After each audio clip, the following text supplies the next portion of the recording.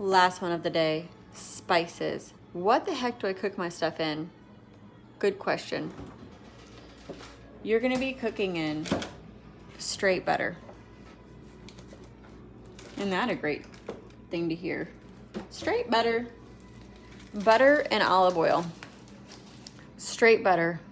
I like to get the organic when I can. It's quite a bit more than just regular butter.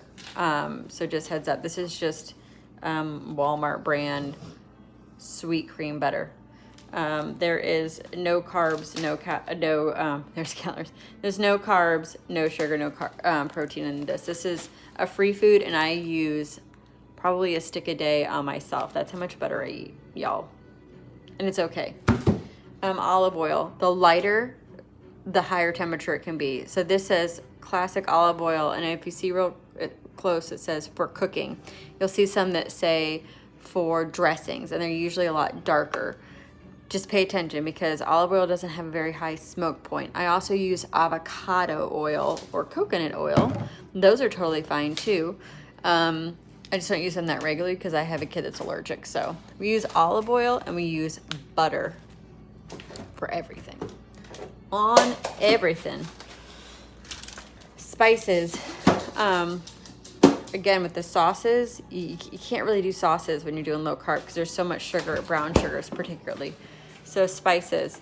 I use just a black pepper grinder, and I use Himalayan pink salt. I do have local honey for the kids for some things. But you know, honey has a ton of sugar in it, but I'd rather them use that than use anything artificial or regular sweet, regular sugar. It's gross. All right, this is my spice cabinet. Every time I go to the store, I grab, because these can be a little bit pricey. They're not that bad. I mean, they're like less than $5 a piece. But every time I go to the store, I buy a new one. This one I just bought. Any of these blends. I don't buy straight spices. I try and buy blends because it's easier to just throw something together. This is a citrus blend, and it says it's good on chicken and vegetables. Doesn't have, if you look at like the ingredients, there's no sugar in it. There's no brown sugar in it. That's your big thing, is make sure some stuff isn't full of sugar. So this is just one of these. This brand it's a cheaper brand, and I use a lot of seasoning. So I try and get one every time I go, something different. Butt rub. This stuff's awesome. Instead of barbecue sauce, you douse your stuff in this like a scrub with olive oil and let it sit. There's your barbecue. You don't need barbecue sauce. This has got no sugar in it. It is salt, black pepper, onion, garlic powder, paprika, chipotle powder, and smoked jalapeno. This stuff's really, really, really good. I got this at a local spot. Cilantro and jalapeno. It's okay. Something different. Here in the South, we love Cajun and Creole. These are great.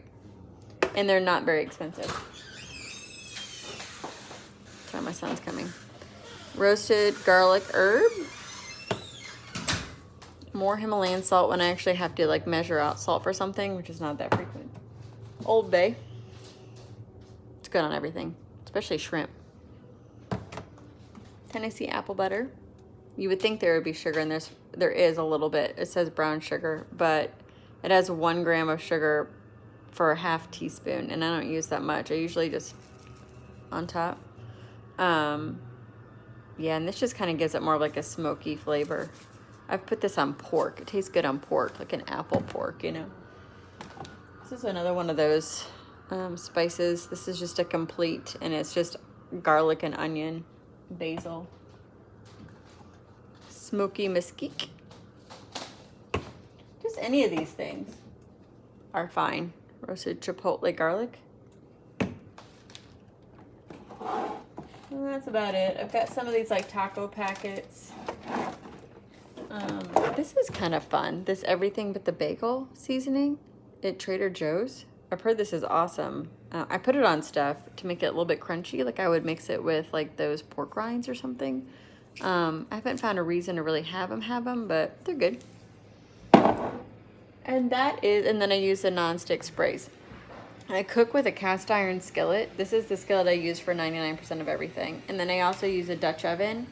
I use our grill for almost everything, and it's a charcoal grill. And I grill twice a week, like huge platters. So follow me on the Council Kitchen on Instagram, and you can see all the pictures of my barbecuing and my cooking and some recipes. So hope that's helpful.